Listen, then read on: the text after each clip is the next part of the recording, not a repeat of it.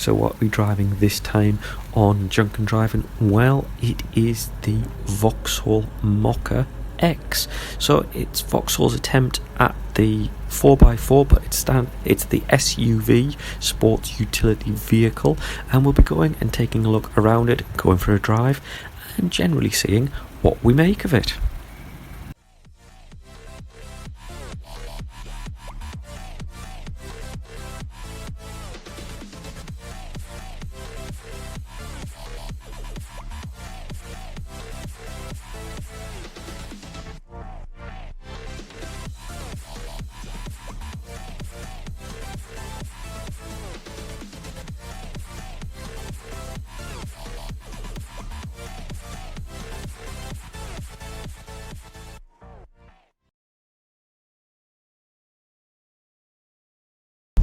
So what's the driving like in the Mokka? Well, it's a nice driving position. We're nice and high up. I think it's quite an airy driving position as well.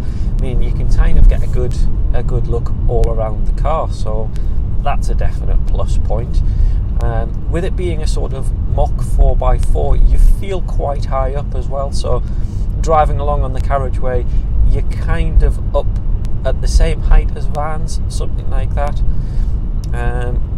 The leg room, that kind of thing, is great. I'll show you a quick look around in a moment, but that's ideal, to be honest. So what's the driving like? Well, the engine feels very underpowered.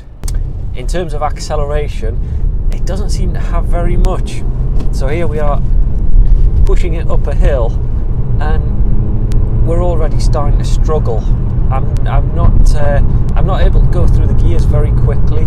In fourth, which is what I'm in now, it's struggling at 50. Really, if we wanted a bit more acceleration, we'd need to be in a lower gear. So it's clearly not designed to win any races or go quickly. It seems to be more on the eco side of things. Having said that, though, when you're doing long journeys, and I did around about a 300-mile round trip the other day, fuel economy not too great either. Just looking at the trip computer, it thinks we're getting around about 35 miles to the gallon. So that doesn't seem that great. So I think what this car's aimed at is not the long distance. It's mainly for the inside, inner town, popping to the shops and back type trips, and that's reflected, I think, in the engine selections.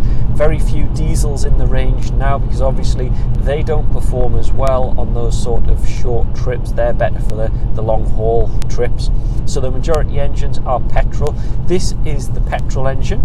Dashboard is all nicely laid out, very clear and concise. Access to loads of different statistics, information, fuel economy, all that kind of stuff. It's also got the rather interesting eco meter that tells you how economically you're driving. Now, I haven't really looked at it that much, to be honest.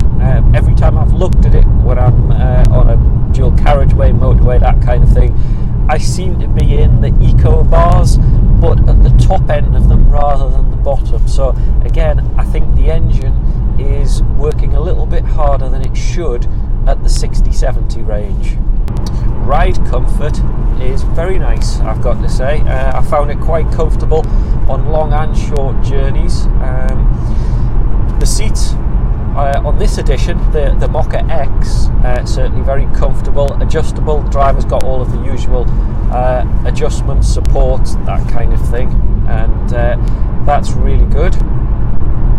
One thing that I have noticed is the road noise seems horrendous. Now, I don't know whether it's the tyres on the car that I'm in, or whether this is a common feature of the Mokka and the Mokka X, that you do get a lot of road noise. Now, to me, that would be fitting with these types of Mokka 4x4s, and I'm going to keep referring to them as Mokka 4x4s because, of course, there is no low-range gearbox. It's more like a body shell that's been put on that looks like a 4x4. It doesn't have any of the real characteristics. We do have a little bit more ground clearance, so at least when you're going over the speed bumps or any sort of very light rough terrain, you're not going to have any problems. But other than that, you're try taking it down a dirt track or anything like that, so I really wouldn't be recommending it. But that's not really what this is designed for. We'll go back to that term, it's a town tractor, and I think that's the best way of describing these sorts of cars. They're nice because they're high up, you get great clear visibility, and you feel safe in them. And that's really the big selling point on a lot of these types of cars, and that's what they're aiming for. Gadget wise, we're pretty well stocked up as well. This one here has the trip computer, all of that kind of thing.